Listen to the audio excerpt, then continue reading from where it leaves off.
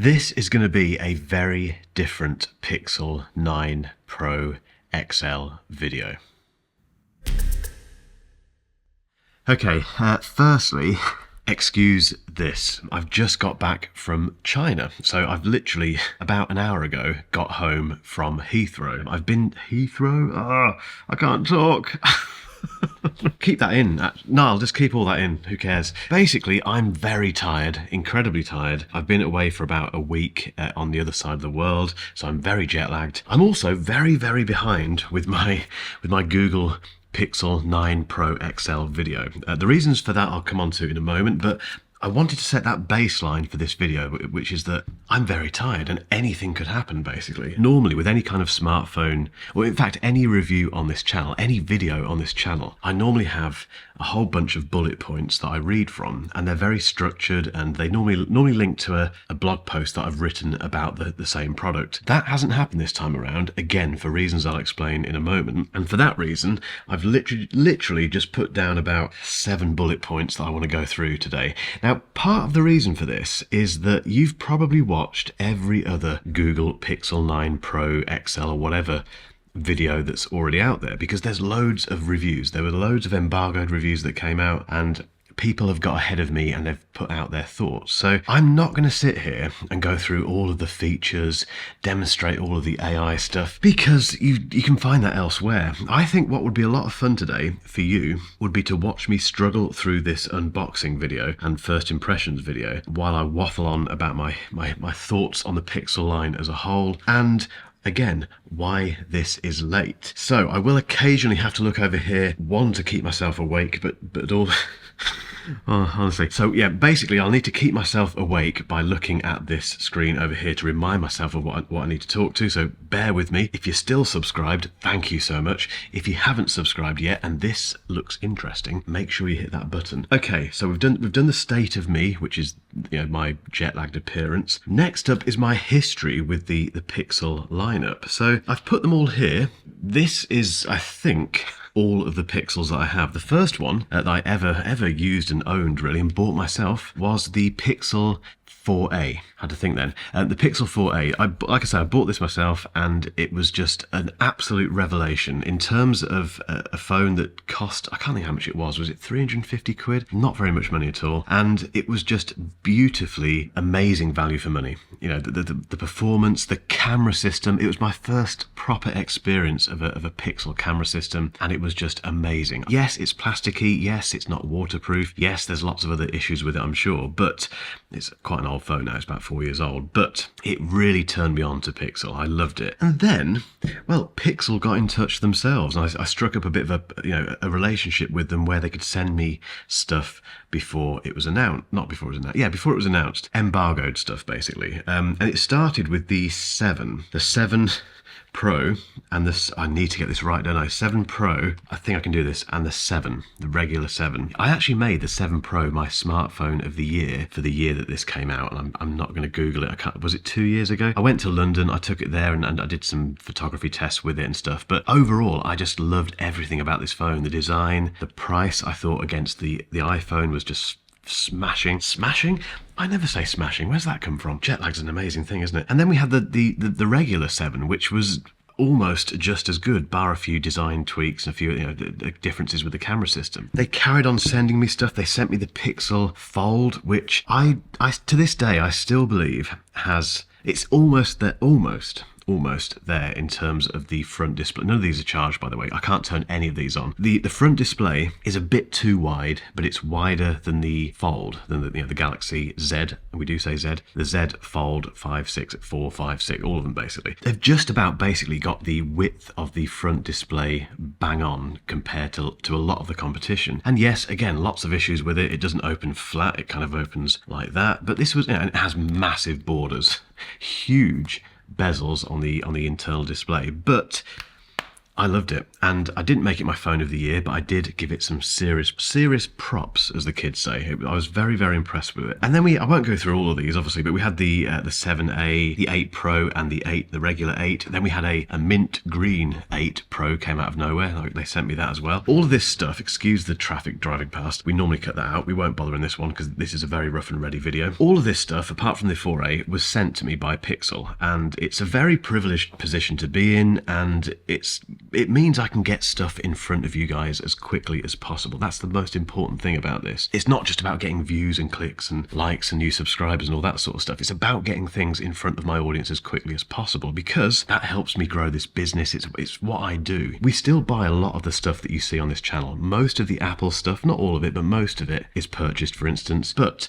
an increasing number of things over the last 2.5 years have been sent to me by the brands under embargo, and it makes such a difference because I get time with them. I get time to play with them, use them as in this case, as my daily phone, and I can give you a proper rounded opinion of them. I'm not going to go into any details about this because I don't know the full details, and I'm firmly of the opinion that you shouldn't really dive into this stuff unless you do know the facts, and I don't know the facts at all. But something has changed this year with the Pixel seeding in the UK, and I'm one of the people, one of the reviewers, one of the tech content creators who didn't get anything this year. So we didn't get the 8A. Any eagle-eyed viewers of, regular viewers of this channel may have noticed that I didn't do a Pixel 8A review because it never turned up, basically. And then lots of other things happened and I had to move on. And then the same thing happened with the 9. So the 9 Pro, this 9 Pro XL, I've bought myself. This isn't a get the violins out, oh, poor old Mark, he's had to buy a phone. It's not to do with that at all, but just for transparency, really, I've had to buy this. And because I've had to buy this, I had to wait for it to be delivered like everyone else. Again, you can put the violin away. I'm not looking for sympathy here, but I had to wait for it to be delivered. And as you know, life is life. A delivery was attempted when I was away with the family. So we took a family holiday last weekend because I was going away to China the week after. So we took some family time off. The postman, despite me saying, please deliver it to our next door neighbour, didn't do that. Tried to deliver it, failed. Tried again the next day, despite me again asking for them to give it to a neighbour, failed again. And to cut a long story short, it turned up eventually when we got back. And then I went to China. And the good thing about this, so basically I wasn't at home when the Pixel 9 Pro XL was delivered, but my girlfriend and my son were. So the one thing I can do to stop waffling on, it gives me the excuse basically to show you this very cute clip of my son accepting the package. So here he is walking towards the door and he accepts the Pixel 9 Pro XL package from the postman. I was sent that video while I was in China and it made my entire week, and it makes this whole story a little bit more wholesome, doesn't it? So there you go. My son has, he's taken on the role of accepting review units. The problem, again, going back to the issues with this, is that I was still in China when this arrived, which meant I had to wait until I got back from China to do anything with it. The challenge with that is that as I film, it's Friday, and it's Friday at basically 11 p.m. It's 11 a.m. It's 11 a.m. on Friday, and I've got about half a day now to do something with this before I go and pick up my son from nursery, which I'm not missing for the world. Then I have a weekend with my son, which again, I'm not missing for the world. Then I have Monday in the studio, and then I go to Berlin for IFA, which is a big tech conference in Berlin. Basically, I don't have much time with this. I could rush a review, I could rush or do a very boring hands-on kind of, first impressions thing, or I could tell you this story while I'm significantly under the influence of jet lag. I hope you're all still watching. If you are, let's unbox it. Why not? So we had the state of me, the reason it's late, now the unboxing. That's my next bullet point. Okay, so how exciting can I make this? You've probably all seen this as well. Let's do it really quickly. There's 2 arrows here, so that must mean that. In fact, let's get these Pixels out of the way. I do look after review units, I promise. There it is. Okay, so let's get into this thing. Nice box. It looks like it, don't quote me on this, but it looks like it is recycled. It's got that kind of recycled look. So let's open that. Very nice. I have seen one of these in person, but I've not held one. But I have seen other tech people with them. So I've seen it, but I haven't held it. And that was a very intentional thing. Right. Oh, okay. Put that there. I would normally film these unboxings separately, but I haven't got the time. I have no time. I literally have no time. Okay, we have all the bump.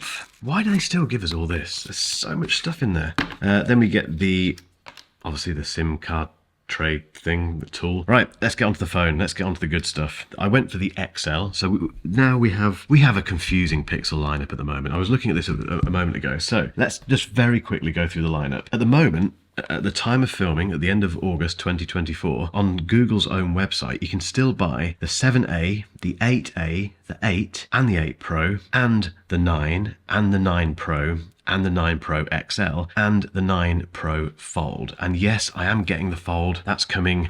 Who knows when that's coming, but that's coming at some point as well, so I will cover that. Immediate impressions, it feels incredibly different, very different to, where is it? The Pixel 8 Pro. So that's the 8 Pro, that's the 9 Pro XL. I'll compare the size in a moment. It feels more premium. I've loved the Pro. The Pixel Pros. I've always thought they felt very, very premium and looked very premium and looked very unique as well. But this is a step up. This feels and looks, actually, when you put them side by side, it's not as rounded. The edges are more square. It seems shinier somehow. I'm a big fan of that. Size-wise, let's have a quick look. So it's the same size as it's the exact same size. Tiny, tiny, tiny bit bigger than the Pixel 8 Pro, but it's pretty much there, isn't it? I think the display is a bit bigger. But yeah, it's a lovely piece of hardware. The rear is nice, it feels good. The Google logo there. I like it. Let's turn it on. Do I run through the specs? Can we be bothered with that? No, of course we can't. Let's not run through the specs. What I will do is very quickly set this up, try not to fall asleep, and then turn the cameras on again, and we'll talk about performance. Okay, the phone is all set up, and you'll be glad to know that I've got a coffee, a very, very strong espresso, because I need it. Okay, what were we doing? Performance. Okay, so performance. It is worth just very quickly referring to the specs on this one, because let me just put that there. Okay, so we have the Tensor G4 chip, which is an upgrade, obviously, over the G3 that was in here. In terms of what that means, I don't know. I mean, Google don't go into great depth in terms of what is new in the chip. Again, I'm sure people have covered this. It's not my thing. I don't go into cores and all the benchmarks and stuff like that, so I don't really care. The pixels that I've used regularly, they've been absolutely fantastic. I've literally just set this up, but I can guarantee it's getting a bit warm because it's obviously doing lots of indexing and searching and all that stuff that new phones do when you first set them up. But immediately, if you can see, this is my test. I just do this. If you watch any of my other phone reviews, all of the footage of the phones when I start talking about the performance is me just doing this. It's just going like that because I can't think what else to do with them. They feel great. So performance-wise, lots has been said about the G series chips from Google. I'm not technical enough to get into that, so I won't get into it. One thing that is interesting is that they have upped the RAM. So the 8 Pro had 12 gig of RAM, and this has 16 gig. Storage hasn't changed, so it's still between 128 and 1 terabyte. So performance-wise, it's going to be great. It's going to be a flagship. This one is, how much did it cost me? I paid £1,099 for this, which is more expensive, I'm fairly sure, than the base model Pro, the 8 Pro. It's what you're going to pay for a flagship. If you spec it up, so if you go for the Pro 9 XL, if you go for the 1 terabyte version, it retails at £1,549. They do have an offer on it at the moment, which brings it down to £1,319, but normally 1,500 quid, which again is iPhone territory. It's nearly S24 Ultra territory. It's a flagship phone. That's what this is. If you want to spend less, you get the regular 9 or the 8 or the 7A or the 8A or all the other phones they're still selling at the moment. So performance-wise, you are not going to have a problem. The next thing to talk about is the camera system. Now, I haven't taken any photos with this yet because let's take a photo of you. Let's get a lovely photo of my lovely audience. But also, I'll take this out over the weekend and get some photos. So the photos you're seeing now are taken after today. So I haven't seen them yet. But as I kind of alluded to earlier, I love pixel photography. It's that these phones, all of these phones in front of me still take, I think, the best photos of any smartphone. It's a very subjective thing. What you like, I may not like. I'm telling you that I love these pixel photos. You may hate them. That's fine. It doesn't matter. We're all different. We all have different opinions on the quality of smartphone images. But let me know what you think in the comments, as always, about these photos. The actual hardware, the hardware for the camera system, apart from the new camera bump, which it looks lovely, hasn't really changed. I think there's been a slight modification. Yeah, it's got the same Pro triple rear camera system, you know, the 50 megapixel wide, the 48 megapixel ultra wide. Nothing has changed apart from what I can see, the ultra wide has a slightly larger aperture. That's it. The other thing you can do with this that you can't do on the Pixel 8 Pro is shoot 8K video. However, it's not native. It doesn't happen on the device. So on, for instance, the Samsung S24 Ultra, if you shoot 8K video, it's true 8K video on the phone. You don't have to do anything apart from press start and stop, and you get lovely 8K video. The way that Google has got around this is that they use Video Boost, which is their cloud services thing, which takes the 4K footage from this phone and then makes it 8K. From what I understand, it's still upscaled 4K imagery, and equally you have to wait for it to go to Google servers and then come back down again. So I don't know. I mean, again, I'm showing you some of this footage here. This isn't in 8K because this video isn't in 8K, but it was an original 8K file. Let me know what you think. Is this a good thing? Is it a bad thing? You know, does the fact that it doesn't do it natively, does that suggest that the G4 chip can't compete with Snapdragon when it comes to what that's doing inside the S24 Ultra with native 8K? I don't know. Does any of this matter? I think that the regular 4K footage on this will be fantastic. Once again, it will be great.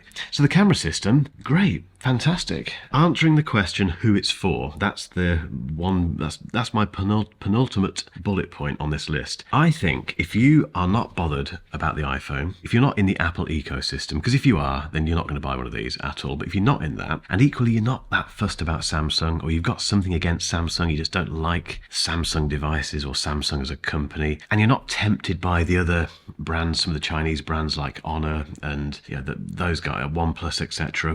They make fantastic phones. They are worth looking at. But what you want is a solid, brilliant Android phone, which is it's iPhone levels of quality in terms of build and performance in everyday use, and with a camera system which I think personally is the best on the market, then this is the pinnacle. If you've got a Pixel 8 Pro, don't upgrade. It's pointless. It's utterly pointless. This is a lovely phone.